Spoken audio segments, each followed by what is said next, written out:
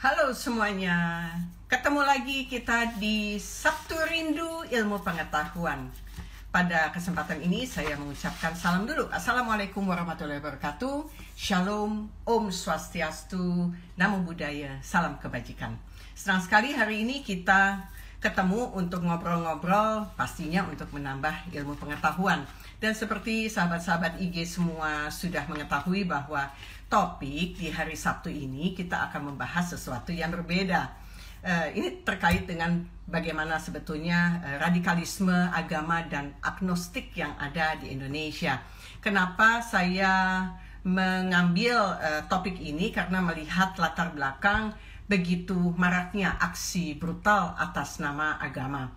Aksi brutal atas nama agama ini dilakukan di dalam pemeluk agamanya sendiri maupun juga menyerang pemeluk agama lainnya. Dan kita bisa melihat bahwa selain daripada gerakan di dalam maupun di luar daripada kekerasan yang dilakukan, mereka juga menimbulkan aksi-aksi teror. Sehingga gerakan yang dilakukan oleh mereka ini lebih berpandangan sebagai sebuah hal yang kolot, bahkan menggunakan kekerasan di dalam mengajarkan keyakinan mereka bahwa kebenaran mereka itu adalah kebenaran tunggal. Dan ini untuk mencapai sebuah tujuan sebetulnya, yaitu bagaimana melakukan degradasi keimanan kepada orang lain, dilakukan secara individu maupun secara kelompok. Nah, di satu sisi lagi ada namanya kelompok agnostik. Agnostik ini sebetulnya adalah mereka adalah yang menghindar daripada hiruk pikuk, daripada caci maki agama-agama yang muncul di antara penganutnya. Kemudian mereka menganggap bahwa terjadi intoleransi dalam kehidupan mereka, tidak ada kedamaian, sehingga mereka bisa dikatakan agnostik ini adalah bertuhan tapi tidak beragama, atau mereka tidak memilih agama yang ada tapi mereka yakin banget mengenai masalah Tuhan. Nah, untuk topik yang seperti ini, sepertinya saya harus menghubungi seorang tokoh muda, yaitu Islah Bahrawi atau lebih akrabnya Cais. Cais ini adalah seorang cendekiawan muslim muda. Dari tulisan-tulisan Cais yang ada di Instagram ini banyak sekali menggugah cara berpikir kita, bagaimana menyikapi sebuah persoalan maupun kondisi-kondisi yang sedang terjadi di sekeliling kita. Oke, saya akan hubungi Cais yang ada di Madura. Nah, mudah-mudahan kita bisa memberikan banyak sekali pemahaman yang lebih luas lagi. Sepertinya sudah. Bismillahirrahmanirrahim. Semoga signalnya baik. Hai, Assalamualaikum warahmatullahi wabarakatuh, Cais. Suaranya nggak dengar. Saya bisa menangkap gambar, tapi suara Cais tidak terdengar. Suaranya tidak terdengar. Nggak ada. Suaranya nggak ada, Cais. Nah. Oh, kalau berarti harus begini nih kayaknya. Kadang-kadang kita dikibulin teknologi, Mama Soraya. Bukan dikibulin, tapi lupa untuk naikin volume. Cais, betul. panas banget nggak udaranya? Banget. Dan anginnya kencang banget. Di Bangkalan ya posisinya sekarang ya? Saya kebetulan itu tinggal di Kuanyar, di pesisir posisi saya. Jadi panas, angin, dan sebagainya. Oke. Wah, menarik sekali. Jauh-jauh masih dikasih kesempatan untuk ngobrol dengan saya. Terima kasih banyak waktunya, Cais. Sepertinya iya, terima kasih sama-sama. Hubungi Anda. Karena saya adalah merupakan salah satu pengagum tulisan-tulisan Anda yang syarat sekali dengan sejarah-sejarah yang pernah terjadi di masa lampau, kemudian kita bisa merefleksikan ini ke depannya. Dan topik yang memang sudah kita sepakati, kita akan membahas mengenai masalah radikalisme agama dan agnostik di Indonesia. tadi di awal saya sudah sempat untuk menyinggung sedikit latar belakang kenapa sih saya ingin sekali untuk berdiskusi dengan Cais terkait dengan radikalisme. Kita tahu ini pandangannya itu kan begitu keras gitu ya, sehingga mereka mengharuskan setiap orang mengikuti apa yang menurut mereka kebenaran tunggal gitu ya. Tapi yang menariknya saya ingin mengaitkan bahwa ada wilayah agnostik yang mereka itu tidak mau pusing dengan agama, bahasa mudahnya gitu deh, gitu ya. Mereka nggak pusing dengan agama, tapi mereka berbuat baik, tapi mereka meyakini Tuhan itu ada. Sepertinya saya akan menantang cara berpikirnya Cais, karena pintar nih kan Cais. Sebetulnya bagaimana nih nilai-nilai agama yang sudah tidak mampu untuk memberikan respons yang tepat? Itu yang pertama, Cais. Sepertinya agama-agama itu kehilangan relevansi dengan kehidupan nyata yang sekarang, sehingga mencabut akar isi kehidupan manusia yang ada di sekitarnya sampai saat ini. Silakan, Cais. Terima kasih. Ini saya tadi sebenarnya masih ngatur tripod, tapi kok ini apa nggak pas banget. Jadi terpaksa saya pegang begini. Dipegang? Ya, nggak apa-apa, bisa. Ya, tapi ya begini, di Madura ini kan nggak ada wifi ceritanya. Jadi ya kalau misalnya nanti ada gangguan streaming ya mohon maaf ini dengan segala keterbatasannya. Jadi ya memang pada intinya begini sebenarnya. Kalau kita berbicara tentang radikalisme dan agnostik ini sebenarnya adalah dua kanal sebenarnya. Ada dua saluran yang berbeda dari dua pemikiran ya. Yang pertama adalah radikalisme ini sebenarnya tidak selalu ekstrim, Mama Soraya. Jadi radikal itu sebenarnya bisa dimiliki oleh siapa saja, baik dalam kehidupan berpolitik maupun beragama. Kita bahas tentang beragama. Bahwa radikal itu juga dimiliki oleh banyak orang. Banyak pemikir-pemikir di Asia Selatan, di Afrika, di Amerika maupun di Eropa yang mempunyai pemikiran yang sangat radikal gitu ya. Tapi yang menjadi permasalahan adalah ketika radikalisme itu dielaborasikan menjadi satu bentuk kekerasan, maka itu adalah the next levelnya itu adalah ekstremisme. Nah ini yang bahaya sebenarnya. Jadi ekstremisme itu adalah the next level dari radikalisme. Bagaimana cara mereka itu mengimplementasikan pemikiran-pemikiran radikalnya itu dalam bentuk yang salah gitu. Jadi ini adalah proses-proses etape-etapenya gitu. Tapi memang kalau kita berbicara secara etimologis, secara definitif, bahwa radikal itu kan belum tentu ekstrim. Kalau ekstrim sudah pasti radikal, karena memang fase itu yang dilewati. Nah, agnostik sendiri itu pada dasarnya adalah dari kelompok skeptis awalnya. Dari kelompok yang ragu-ragu lah kasarnya gitu. Ketika mereka ada manusia yang dibesarkan dalam satu konsep beragama yang agak longgar ketika masa kecilnya, lalu ketika masa remaja dia mulai melakukan pencarian-pencarian spiritual, nah lalu mereka menemukan agama. Nah ini adalah proses-proses dari kalangan skeptisisme. Nah agnostik ini adalah the first level dari kelompok skeptis. Next levelnya adalah ateisme itu tadi. Kita ambil secara gampang. Sebenarnya memang banyak soal pemikiran-pemikiran yang tidak percaya adanya Tuhan, ada resistensi terhadap agama-agama itu banyak sekali furu'iyahnya dalam bahasa Islam. Artinya cabang-cabangnya banyak, tapi secara garis besar ya itu. Lalu inilah kemudian seperti yang diutarakan oleh Mama Soraya di awal tadi, bahwa ini sebenarnya adalah proses antiproduktif dari masing-masing ini. Ini adalah dampak dari proses antiproduktif baik dari yang beragama maupun yang tidak beragama itu tadi.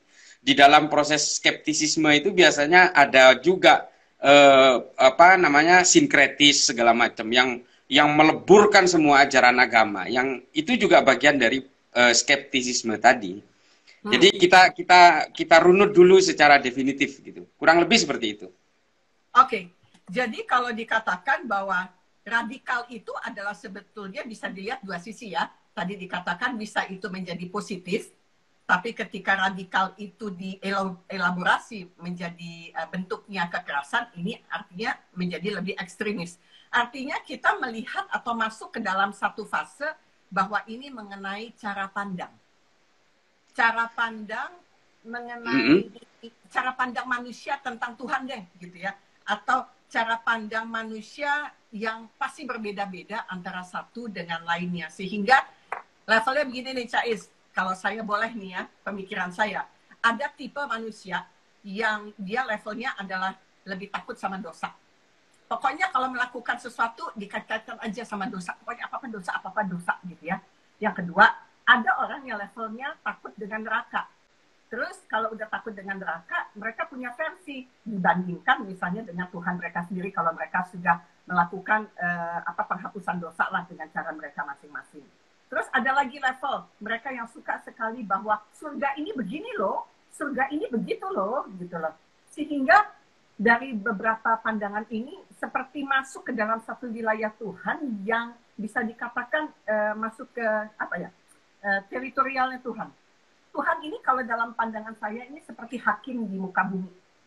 Ada daerah teritorial yang hakim nggak boleh diganggu diskresinya gitu kan.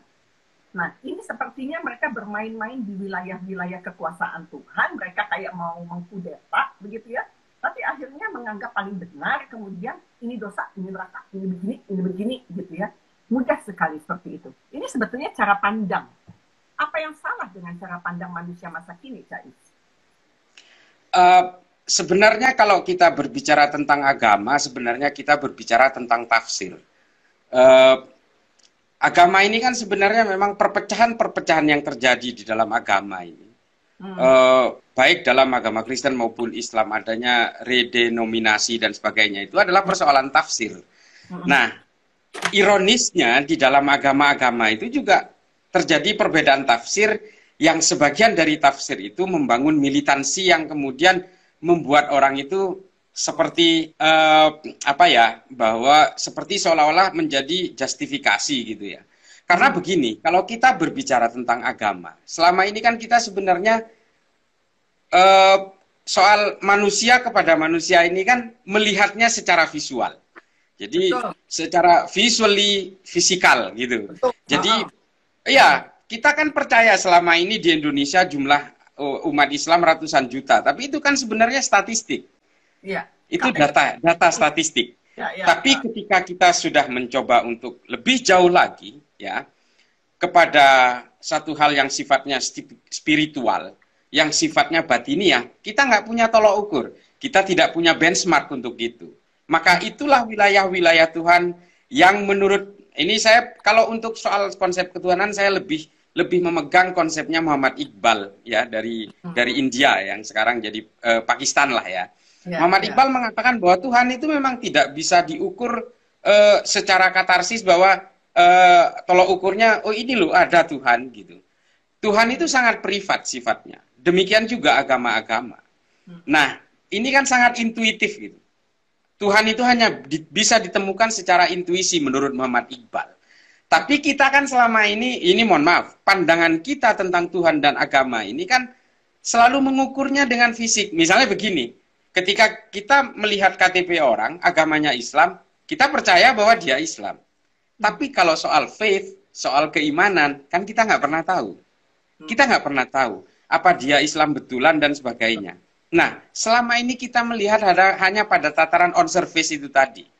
Tapi kemudian beneath the surface-nya kita kan nggak pernah tahu. Inilah kemudian yang membuat kita itu agak sedikit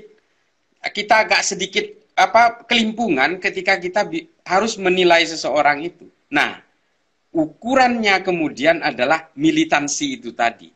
Ada eksklusivisme, ada radikalisme, ekstremisme, bahkan yang lebih akut kepada arah terorisme. Nah, ini kan proses-proses dari kehidupan beragama yang sebenarnya dilakukan manusia, nggak ada hubungannya sama spiritualitinya gitu. Nah, ini yang menjadi masalah. Orang kemudian mengukur bahwa dia Kristen. Nah, ini mohon maaf ini saya harus nyebutin. Dia Kristen, dia beragama lain, dia Yahudi dan sebagainya. Ini harus kita musnahkan. Karena apa? Orang hanya melihatnya dari tataran fisiknya. Dia tidak pernah mau menyelami sisi spiritual orang. Oleh karena itu apa? Moral itu akhirnya dijadikan tolok ukurnya ke agama. Kalau orang beragama, moralnya pasti bagus kan gitu. Selama ini pemikiran orang kan seperti itu. Nah, ketika orang punya pola pikir seperti itu, maka ketika dia menganggap, oh dia berbeda keyakinan dengan saya, moral dia pasti rusak. Itulah munculnya ekstremisme itu kemudian, lalu kemudian beberapa agama dengan pola ekstremisme dan juga terorisme itu adalah pengejaran jumlah populasi sebanyak-banyaknya. Jadi itu memang seolah-olah gini, kalau kalian nggak seagama dengan saya, moral kalian berarti tidak seperti saya. Kan seperti itu. Lalu berusaha mengancam terhadap agama-agama lain dan sebagainya itu karena seolah-olah ingin menyamaratakan moral kan gitu supaya ketemu nanti di surga. Padahal itu juga tataran spiritual yang nggak bisa diraba juga. Orang mau masuk surga atau neraka itu kan nggak ada yang tahu. Nah, pola pikir ekstremisme dan juga terorisme itu adalah berangkat dari persoalan itu. Kalau di dalam Islam, nah ini ujungnya pembicaraan saya panjang lebar. Kalau di dalam Islam, kita mengenal konsep hakimiyah itu tadi. Konsep hakimiyah itu adalah menghakimi orang lain bahwa orang yang berbeda itu pasti masuk neraka. Dan pasti kafir. Inilah yang namanya oleh Said Qutb itu, di dalam Fi Dhilalil Quran itu disebut konsep takfiri itu. Bahwa orang yang berbeda dengan kita, itu pasti kafir. Nah, ini yang dipakai oleh banyak orang, para penganut ekstremisme ini sebenarnya. Kurang lebih seperti itu. Ini anunya, petanya kayak gitu. Iya. Sebetulnya kalau mau membaca peta, kan hidup itu kan mesti punya peta, mesti punya pedoman gitu ya, Cais. Kita dikasih kitab-kitab untuk baca gitu ya. Ikra gitu ya. Kita harus punya pedoman supaya kita punya panduan. Dan saya yakin banget di Quran dikatakan bahwa manusia diciptakan akan diuji gitu ya, dengan perintah dan larangan.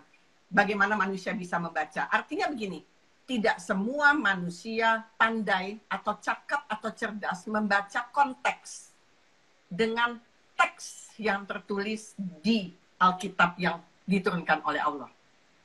Konteks dan teks itu sesuatu yang berbeda. Konteks itu adalah masa lampau, apakah bisa untuk diaplikasikan di abad ke-21? Bagaimana membaca teks ini disesuaikan dengan kebutuhan masyarakat. Ini kan kita tahu bahwa setiap ayat-ayat Al-Quran ini adalah kalimat hidup yang bisa dipersepsikan, bisa ditafsirkan berbeda, tapi kan ada pedoman-pedoman yang kita bisa berkiblat. Kalau bersiteru ya kembalinya ke Al-Quran misalnya begitu. Ini bagaimana sih sebetulnya supaya setiap orang, walaupun cara berpikirnya salah, katakanlah gitulah Cais gitu ya, tapi mereka harus pandai membaca konteks dengan teks yang tertulis di kitab-kitab yang ada di muka bumi ini. Memang begini, ya kembali ke persoalan tafsir tadi ya. Ada beberapa orang yang pada saat ini menggunakan tafsir yang mengaku sebagai revivalis Islam. Seolah-olah Islam itu ingin dikembalikan kepada zaman lampau, kan begitu. Ini memang sangat ironis sekali ya, bahwa bagaimanapun Islam ini dan juga Al-Quran ini kan sebenarnya adalah sesuatu yang tumbuh. Dia growing. Artinya apa? Ya, artinya Quran sendiri itu sebenarnya memang tidak hanya didesain untuk pada zaman itu. Artinya begini, di dalam teknologi tafsir sendiri kan ada ijma, ada qiyas dan sebagainya itu. Nah, ini kan sebenarnya proses-proses dari bagaimana Al-Quran itu harus diterjemahkan sesuai dengan peradaban manusia. Bukan merubah ayatnya, tapi justru adalah berusaha untuk membuat supaya tafsirnya itu sangat fleksibel. Karena kita percaya bahwa Al-Quran ini memang tidak stuck di situ. Nah, ini masalahnya ketika orang berusaha mempengaruhi kita dengan tafsir-tafsir yang seolah-olah tidak boleh berkembang. Ijtihad abad-abad lampau itu ternyata dipaksakan kepada kita untuk dilaksanakan pada zaman sekarang. Ini kan nggak boleh. Bagaimanapun tafsir itu adalah hasil olah pikir manusia yang juga punya, misalnya gini, mufassir pada zaman abad-abad lampau itu juga berbeda dengan mufassir pada zaman sekarang. Karena apa? Peradaban manusia ini kan selalu bergerak. Dan Al-Quran menjamin bahwa fleksibilitinya itu sesuai dengan peradaban. Nah, gini, kita kembali, kalau mengenai konsep itu, saya terus terang, saya sangat meyakini apa yang diurai oleh Profesor Quraish Shihab, ya, soal fleksibiliti Al-Quran ini, bahwa ijtihad, mufassir pada zaman-zaman awal itu, jelas kalau dipakai sekarang ya nggak bakal up to date gitu. Karena pada akhirnya apa? Agama ini akhirnya menjadi alat belenggu dan menjadi alat borgol kalau ternyata tafsir yang dipakai itu tafsir yang dipakai pada taruhlah ratusan tahun yang zaman yang lampau gitu. Ini kan implementasinya sudah jauh berbeda. Pada akhirnya yang diperlukan tafsir-tafsir yang tetap mengacu kepada ijma dan qiyas. Gini, Mbak Soraya kan mungkin teman-teman nggak ada yang tahu ini. Kan orang biasanya mengukur dari tampilan. Kayak Mbak Soraya, nggak pakai hijab ini, segala macem. Nggak usah sok bilang agama lah. Itu kita lihat di postingan saya. Nggak usah sok ini. Mereka kan nggak ada yang tahu kalau misalnya Mbak Soraya ini ternyata seorang hafizah Quran misalnya. Kan nggak ada yang tahu. Nah, inilah mungkin selama ini kita ini mengukur agama itu memang dari tataran-tataran fisik gitu. Orang nggak pernah mau tahu tentang itu saya kembalikan ke topik awal ya, bahwa memang ekstremisme itu adalah sangat visual sekali. Sangat visual awalnya. Nah, tataran spiritual ini nggak pernah nyampe orang-orang ini. Lalu kemudian mereka ingin membunuh orang lain, itu kan karena mereka melihat fisik.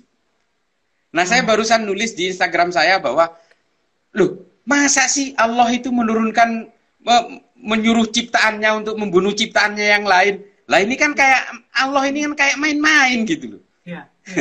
Nah, seperti itu kurang lebih. Sementara Allah menciptakan nggak main-main loh. Tertulis. Loh, nggak main-main. Sangat. Allah memberikan manusia ini pola pikir supaya dia itu membuat suatu peradaban yang logis. Meskipun Allah sendiri menantang, kamu buktikan, kamu cari saya dimanapun sesuai dengan kemampuan kamu. Iya, makanya Allah mengatakan di surat 10 ayat 100, Allah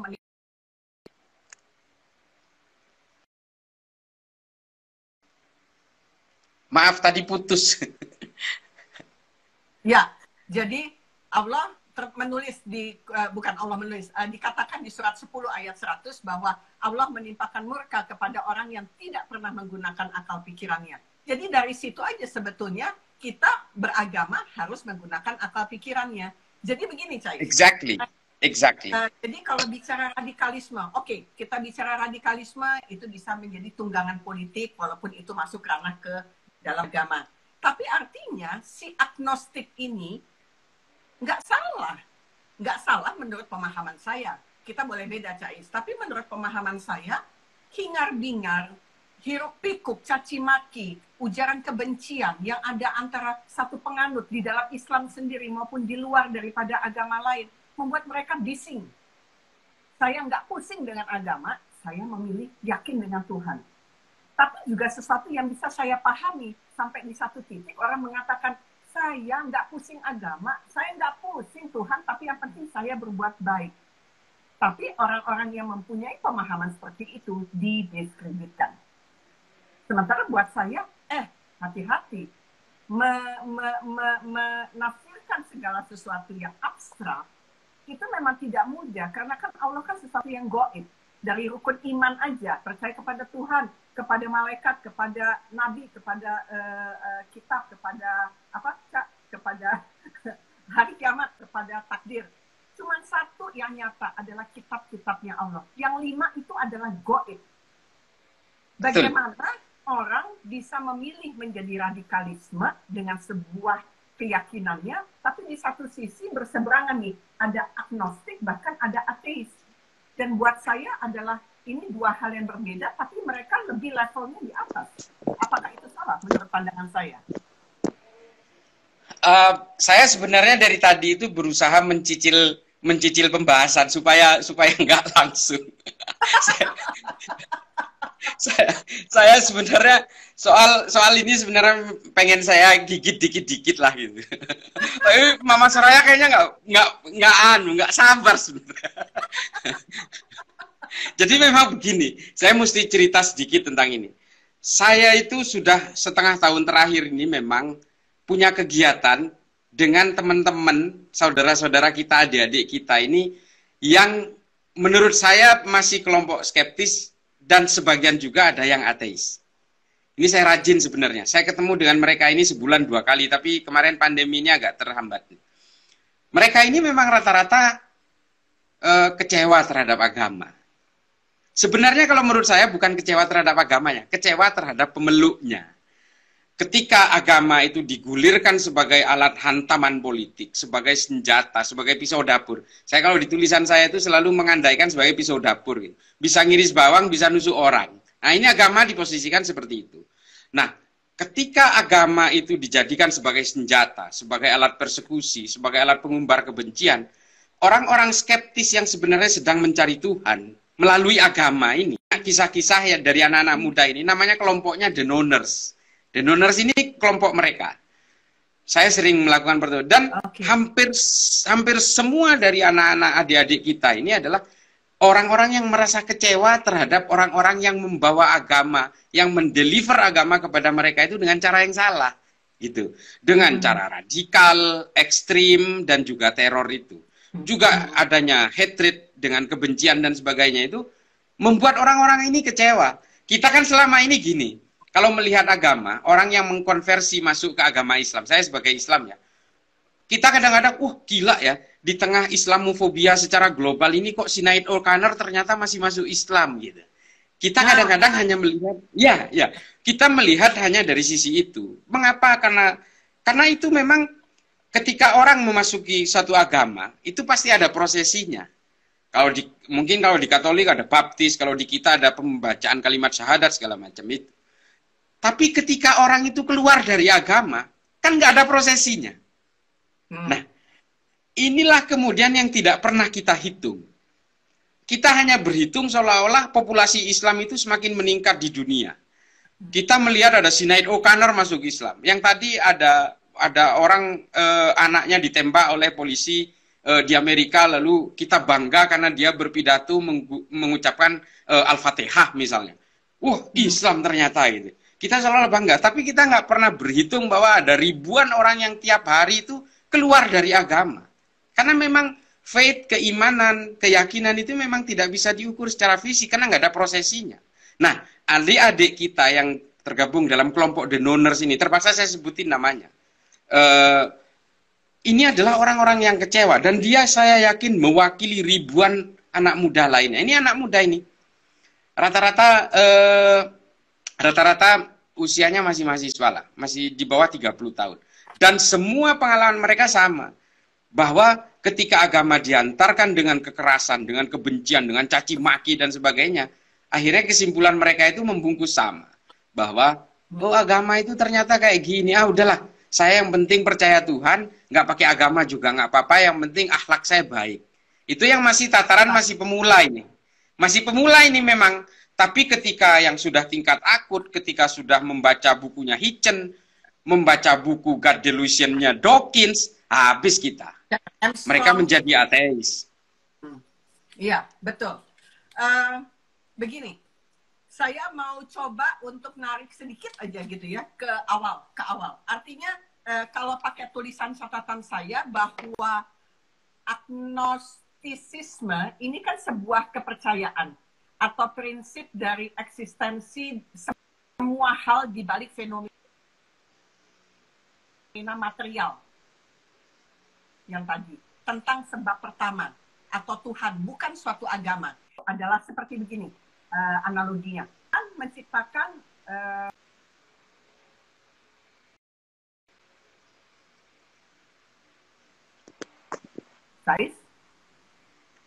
tadi putus soalnya. Mohon maaf, tadi sinyalnya jelek. Oke. Sais, jangan bergerak-bergerak. Diam-diam. Sais, saya bacakan sekali lagi. Agnostisisme ini adalah kepercayaan atau prinsip dari eksistensi di balik fenomena material tentang sebab pertama. Saya highlight. Sebab pertama atau Tuhan. Bukan suatu agama. Artinya analogi mudahnya begini deh. Tuhan menurunkan Nabi Adam sampai Nabi Muhammad. 25 Nabi nih ya. Nabi Adam nggak punya agama. Pasti. Yakin saya. Baru ada agama dimulai dari Bapak Imam Takwa kita, Nabi Ibrahim. Kemudian lanjut lagi dengan Musa, lanjut lagi mungkin dengan Isa, dan mungkin ditutup dengan Muhammad. Jadi Islam ini adalah agama tua, tapi agama termuda yang mempunyai kitab-kitab yang ada. Saya mau coba mundur sedikit. Artinya sebelum Ibrahim diberikan satu mandat sebagai Bapak Imam Takwa, artinya ada satu kondisi yang memang manusia hidup di zaman itu tidak memiliki agama. Apakah itu bisa menjadi ukuran pemikiran buat kita yang memegang Al-Quran ini sebagai kitab pedoman, tapi mereka harusnya berhitung bahwa Adam sampai dengan Ibrahim itu nggak punya agama, namanya nggak punya, begitu loh. Apakah itu bisa masuk ke dalam agnostik? Artinya kan dia mempunyai satu nilai-nilai yang hidup di masyarakat, mereka meyakini, mereka mencoba berbuat baik dengan kearifan lokal, kayak begitu. Itu sesuatu yang tidak bertentangan dengan alam semesta, bukan? Ya, memang begini. Agnostik ini sendiri kan sebenarnya kalangan agnostikis ini kan sebenarnya memang karena tidak punya entitas saja. Sebenarnya pola dari agnostik sendiri ini kan sebenarnya memang sejak dulu sudah ada sebenarnya. Sudah ada. Bahkan jadi begini, kalau kita berbicara tentang keyakinan dengan eksistensi Tuhan yang tanpa agama ini, pada dasarnya dari sejak zaman dulu sudah ada. Betul kata Mama Soraya bahwa agama menjadi sebuah entitas ini kan pasca Nabi Ibrahim. Ya. Jadi ya the father of monotheism ini. Jadi ya. Lalu kemudian secara turun-temurun sampai terakhir itu Islam. Itu yang kita yakini kan seperti itu. Lalu Islam dianggap sebagai penyempurna dari agama-agama sebelumnya. Oleh karena itulah Islam mengakui agama-agama sebelumnya ini. Tapi pola praktek agnostik ini sebenarnya memang sejak dulu sudah ada. Dari sejak zaman Yahudi ke Kristen, dari Kristen ke Islam, dan Islam sesudahnya juga sudah banyak meriwayatkan itu. Artinya begini, ada beberapa ruang-ruang kosong ketika zaman itu, ketika zaman komunikasi masih tidak secanggih sekarang. Itu ada ruang-ruang kosong, enklav-enklav kosong, yang pada dasarnya dia hidup secara makmur, hidup berketuhanan, tapi tanpa agama. Itu banyak itu. Banyak. Artinya begini, saya terus terang sangat respect sepenuhnya atas nama kemanusiaan kepada kalangan agnostik maupun kepada ateis. Artinya saya secara konsep keyakinan, kebebasan berkeyakinan dan kebebasan berpemikiran, itu saya menghargai mereka, sangat menghargai mereka. Artinya saya menganggap mereka itu ya tentu saja bukan musuh. Soal urusan akhirat tuh sorga neraka itu benar-benar itu adalah prerogatifnya Allah gitu ya. Sorry, putus-putus ini. Pasti saya ini penyebabnya ini. Maklum, Madura ini. Lanjut, Kak. Madura ini listrik ini baru 20 tahun hidup. Tiup, ditiup. Nah, ini kalau berbicara tentang agnostik ini memang sebenarnya sejarahnya jauh lebih panjang daripada ateisme. Karena ateisme ini memang fenomena yang muncul belakangan pada abad-abad ke-18 ketika filsuf-filsuf Eropa zaman Thomas Aquinas segala macam itu ditambah dengan Marx segala Feuerbach apa itu, itulah kemudian kebangkitan ateisme ya. Tapi memang agnostik sendiri ini banyak diyakini, itu muncul di mana-mana ketika apa? Ketika agama sudah mulai bergandengan dengan kekuatan-kekuatan politik. Mau di Arab, mau di Afrika juga seperti itu. Nah ini, politik ini akhirnya yang memang membawa agama, menyeret paksa agama menjadi sosok yang jahat. Ini saya jujur aja, saya tulis sering ini soal beginian ini. Karena memang ketika agama itu sudah diseret paksa oleh politik dan ditunggangi oleh politik, maka politik itu akan menjadikan agama ini menjadi sosok yang jahat. Mereka bisa menjadi ekstrim, teror, dan sebagainya. Kalau soal radikal ini, ulama-ulama tawassut pun dianggap radikal memang. Tapi kan nggak ekstrim gitu. Ekstrimnya ini kan karena ketika politik itu sudah mulai mengkontaminasi agama.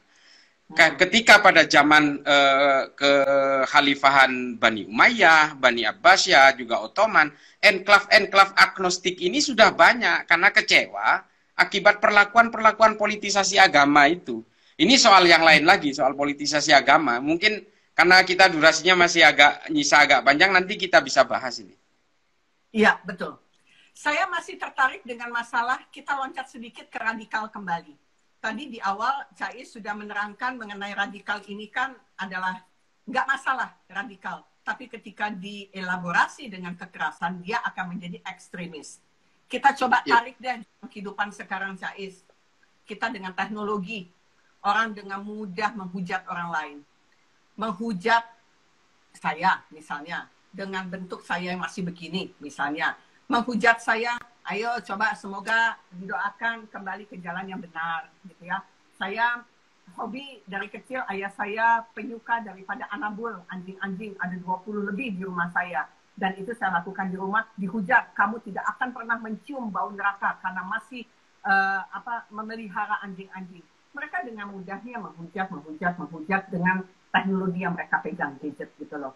Apakah ini bisa dianggap sebagai bentuk miniatur daripada gerakan-gerakan radikalisme? Radikalisme yang besar yang tadilah disebutkan politik digabung dengan agama. Tapi ada loh radikalisme yang terjadi di dalam seputar kehidupan kita dengan gadget yang kita punya. Itu saya ingin bertanya dengan Cais, apakah itu sebagai satu bentuk daripada radikalisme dalam bentuk miniaturnya? Saya kira kalau apa yang kita hadapi di dalam media sosial ya, terutama ini korbannya ini paling saya ini sebenarnya. Saya ini udah dikafirkan berkali-kali dan dikirim ke neraka berkali-kali. Tapi alhamdulillah tiap sholat saya baca syahadat.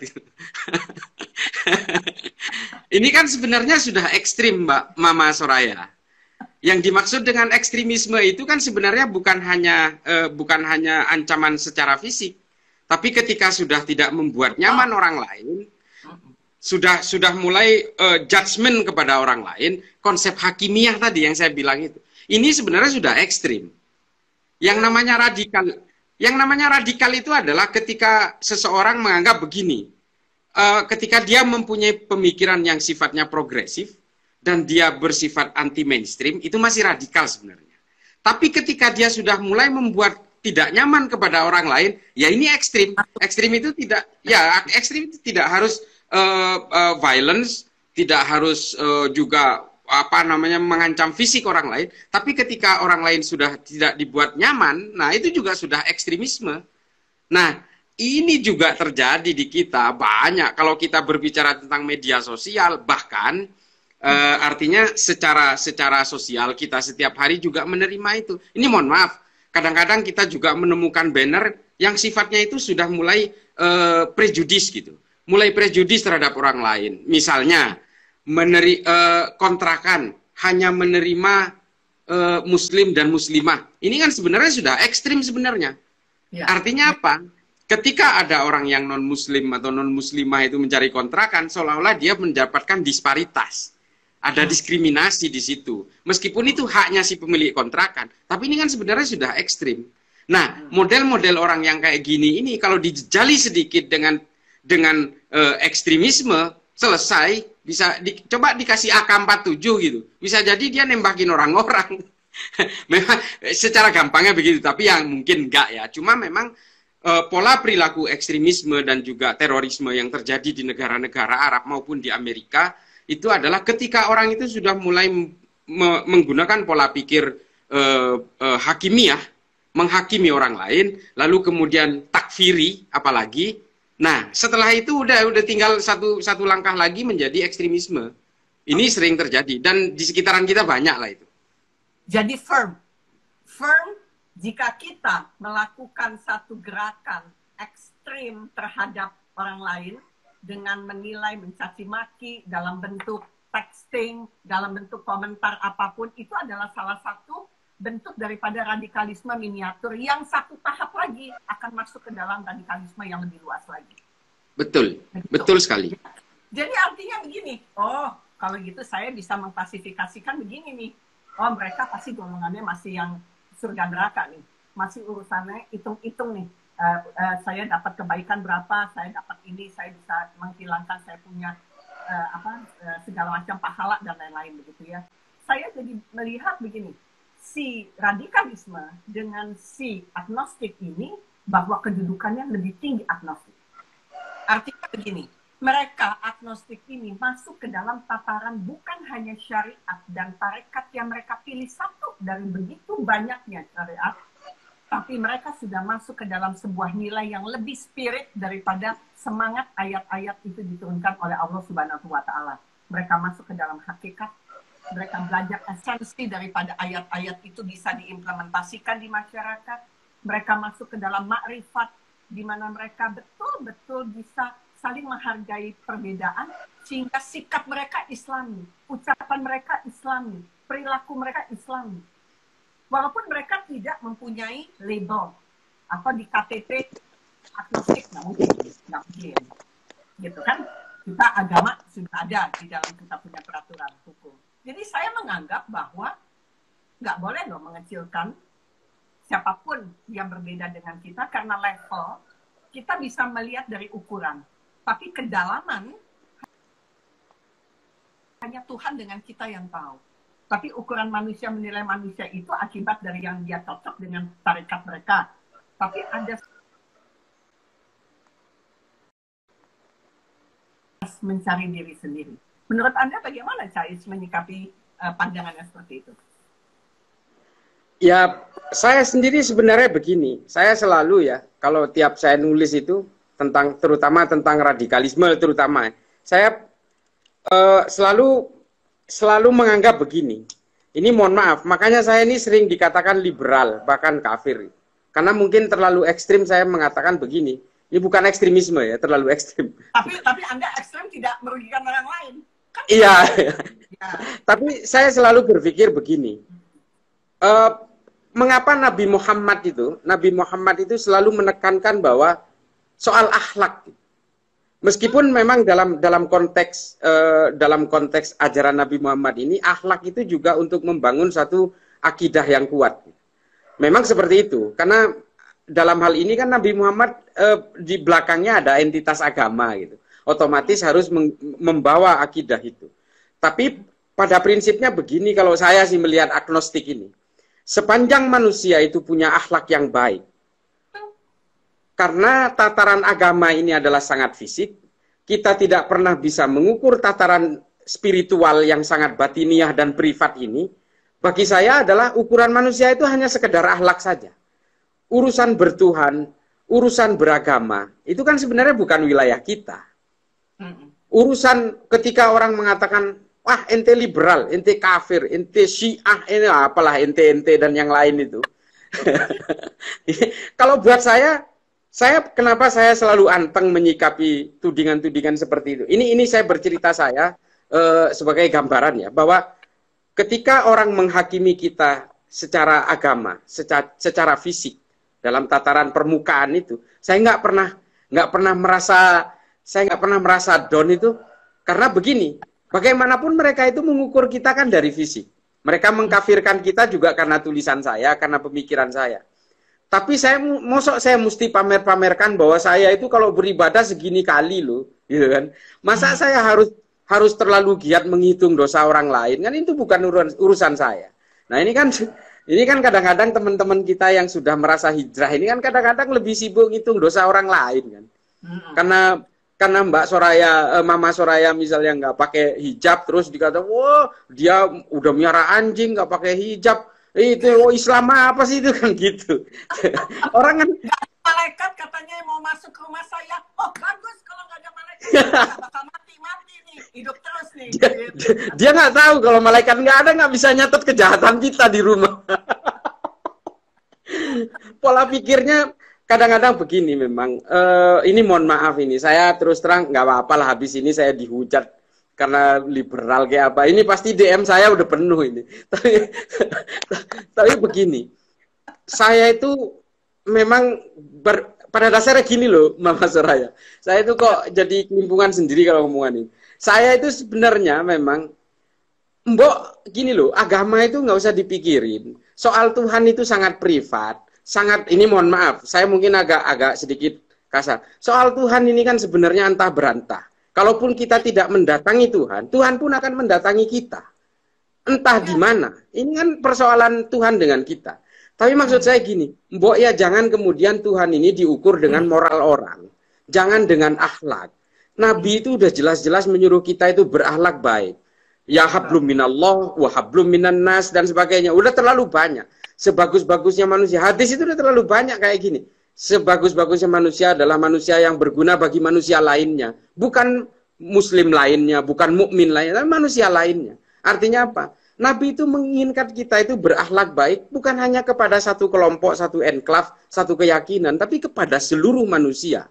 Nah, mengapa kawan-kawan yang sekarang ini ekstrim, apalagi yang teror, entah di Poso, entah somewhere out there gitu ya, kenapa sih kok nggak pernah berpikir bahwa, loh, kita ini diciptakan sama. Semua, halo? Ya. Semua yang sama. Semua manusia itu punya ruang-ruang pertobatan. Kita sekarang ini beriman dan beragama. Ketika kita mati, belum tentu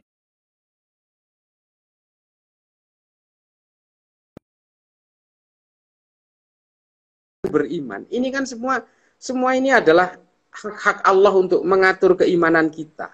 Meskipun kita selalu berusaha untuk beriman, tapi ya tolonglah mengukur manusia itu jangan dari amaliyah keagamaannya, tapi ukur kita itu dengan akhlaknya. Gitu. Ya, betul. Ya, Cais. Jadi urusan radikalisme agama dan agnostik itu kalau dibungkus menjadi perilaku atau akhlak, itu kan bisa kita cek dan recheck ketika mau mati. Di surat Yasin ayat 65 mengatakan ketika mulutmu kututup, lidah tangan kaki berbicara. Itu kan semua akhlak. Lidah, tangan, kaki itu kan akhlak, gitu ya. Betul. Artinya begini, saya mau mencapai level yang lebih tinggi, makom yang lebih tinggi. Artinya begini, kalau mau ketemu sama Allah sekarang maupun nanti, ikutin dong sifatnya. Walaupun dia abstrak, si Tuhan itu, tapi kan dia punya sifat. Itu dikasih tahu di Quran, misalnya, maaf ya Cak, misalnya di surat 6 ayat 12 dan 54 dikatakan, aku ini zat kasih sayang. Lidahmu kasih sayang nggak? Tangan kaki kasih sayang nggak? Kemudian dia kasih tahu lagi posisinya. Tuhan itu surat lebih dekat dari urat leher, artinya di jantungku. Selama dia berdegup, disitulah Tuhan itu ada. Tapi apakah ketika degup itu masih ada, lidah, tangan, kaki bisa menyifati sifat-sifat Allah? Karena apa? Di Quran juga dikasih tahu di surat 21 ayat 18, celakalah bagimu disebabkan kamu tidak mensifati Allah dengan sifat-sifat yang tidak layak baginya. Akhirnya dia katakan Allah itu dekat. Iyalah dekat. Allah itu ada di dalam tubuh kita masing-masing. Tapi implementasinya adalah perilakumu benar atau tidak benar. Jadi orang untuk dilihat apakah dia beragama atau tidak, dia meyakini Tuhan atau tidak, lihatlah dari lidah, tangan, kaki. Karena itu tercatat dengan jelas di surat Yasin ayat 65. Bahkan diulang di surat 24 ayat 24. Oh, itu saya punya tuh pedoman-pedoman itu. Sehingga saya juga tidak pernah takut, ya, mau dihakimi seperti apa, di neraka-nerakain, katanya nggak bakal nyium bau surga, ala segala. Kita manusia sama-sama ke jalan, sedang mencari menuju Tuhan. Nggak boleh masing-masing menghakimi orang dengan sesuatu yang sifatnya visual yang tadi gitu. Menurut Anda, sepakat dong kalau kayak begini? Ya, saya terus terang begini, Mama Soraya ya. Saya terus terang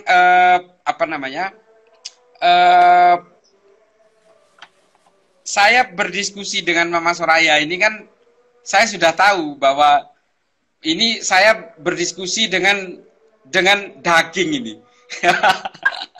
Daging? Ya, bukan tulang. Ini tulang loh. Ya. Bukan tulang ini. Saya udah tahu ini. Karena yang saya hadapi ini saya juga harus memberitahu kepada kawan-kawan. Ini yang live ini 111. Bahwa Mama Soraya ini seorang hafidzah Quran. Ini yang harus kita pahami ya. Makanya jangan pernah menjustifikasi orang dari tampilannya. Mentang-mentang sering ngelus anjing terus nggak pakai hijab, disangkain nggak ada isinya nanti. Jadi kalau soal akhlak ini kita mesti berulang-ulang mengatakan ini. Banyak riwayat-riwayat termasuk hadis gitu ya, yang bahwa Nabi pernah mempertegas bahwa ada seorang masuk Islam masuk surga karena ada orang yang tidak pernah beribadah tapi hanya dengan sederhana saja. Dia menghalalkan piutangnya kepada orang lain. Ini kan sangat sederhana. Ada orang punya utang sama dia, lalu dia sama Nabi dipastikan bahwa dia ini masuk surga hanya karena menghalalkan hutangnya itu. Ini kan sangat sederhana. Artinya betapa betapa pentingnya akhlak itu, akhlak yang karimah ini oleh Nabi ditekankan kepada umatnya. Nah, sekarang saya membayangkan begini. Orang merasa pasti masuk surga, dan dia merasa seolah-olah dia ini asistennya Allah gitu. Lalu dia itu menyakiti orang, entah dengan secara verbal maupun secara tindakan, apalagi sampai menyakiti dan membunuh dan sebagainya. Loh, ini kok nggak pernah berpikir gitu loh, bahwa apa iya gitu loh, kita itu akan memasuki surga itu dengan membunuh orang lain dan menyakiti orang lain. Ini saya terus terang, saya kadang-kadang ya, kalau terpengaruh situasi Mama Soraya, saya kadang-kadang nantang sama mereka. Mbok ya gini dilakukan? Ya kadang-kadang saya nantang sama mereka. Kalau kalian itu sudah betul-betul pasti masuk surga, mbok ya berangkat duluan gitu loh. Kan seperti itu. Saya kan silakan berangkat duluan. Saya nggak penuh. Hah? Supaya kaflingnya nggak penuh duluan. Iya, ini mereka ini kan sudah merasa pegang brosur kan, mbok ya tunjuk lokasi, unitnya nomor berapa. Jadi memang begini, saya sedikit mau bercerita tentang agnostik dan radikal ini. Jadi ada salah satu buku ya. Ini saya mau ini saya mesti benarkan. Ada salah satu buku yang ditulis oleh Scott Altran itu, Talking with the Enemy, ini sangat bagus. Sangat bagus. Saya sudah membaca itu, bahkan sudah 2,5 kali saya baca. Jadi memang trennya ini sangat empiris yang dilakukan oleh Scott Altran ini, bahwa secara empiris grafik pertumbuhan agnostik dan ateisme itu akan meninggi ke belakang ini selama pemeluk agama ini memang tidak pernah menggunakan akhlak sebagai siarnya. Ini saya sederhanakan dengan bahasa saya. Menurut Scott Altran itu ya begitu. Proses-proses ego teologis itu, bahwa dirinya adalah yang paling benar dan orang lain itu pasti salah. Lalu dia elaborasikan dengan tindakan-tindakan ekstrim. Ini di pihak lain, ini sama seperti teori timbangan. Ini akan semakin meningkatkan kaum agnostik dan juga kaum ateis. Karena begini, ketika agama ini menyajikan kekerasan-kekerasan sebagai alat deliver kepada manusia, di pihak lain, kelompok-kelompok neo-ateisme ini menghantarkan pemikiran-pemikiran yang bertumpu kepada manusiaan. Nah, coba ini dampaknya akan seperti apa? Karena kita ini kan sejak dulu bahwa prime mover, bahwa halo? Ya. Sorry, tadi putus. Lanjut. Ya. Karena kita selama ini kan selalu diberi pemikiran bahwa agama-agama ini adalah prime mover untuk hidup yang coexistence. Hidup secara toleran itu kan selalu dianggap bahwa agama adalah prime movernya. Sebagai alat penarik utamanya, penarik gerbongnya. Tapi ketika agama itu dibawakan oleh umatnya dengan cara yang salah, dengan cara yang brutal, sadistik, ekstrim, teror, dan sebagainya itu, maka kemudian ini kan antiproduktif gitu.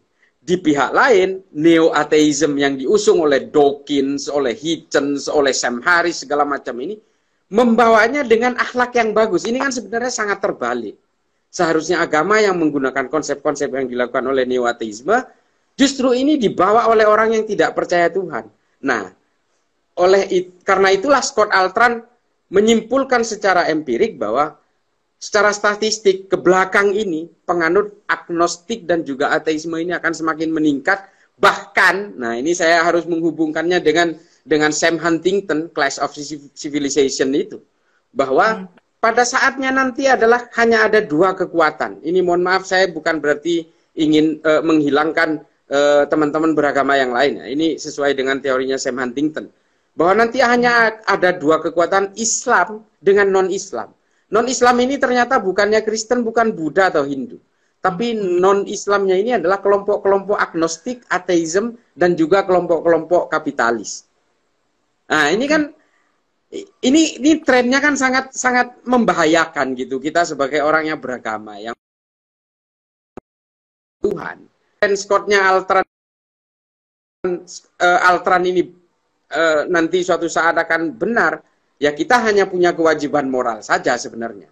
Saya kira begitu. Ya.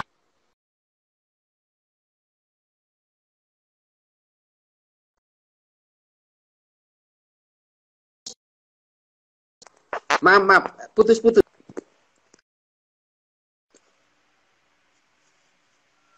Halo? Aduh.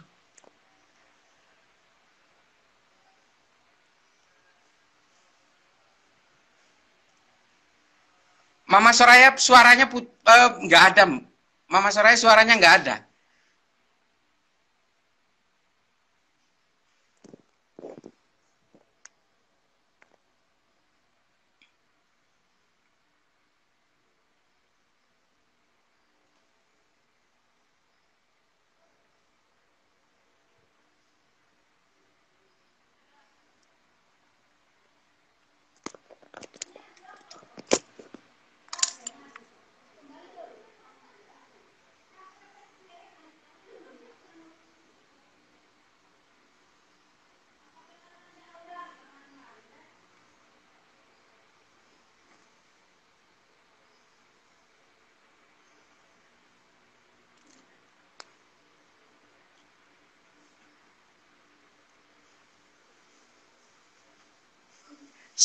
Suara Mama Soraya nggak ada.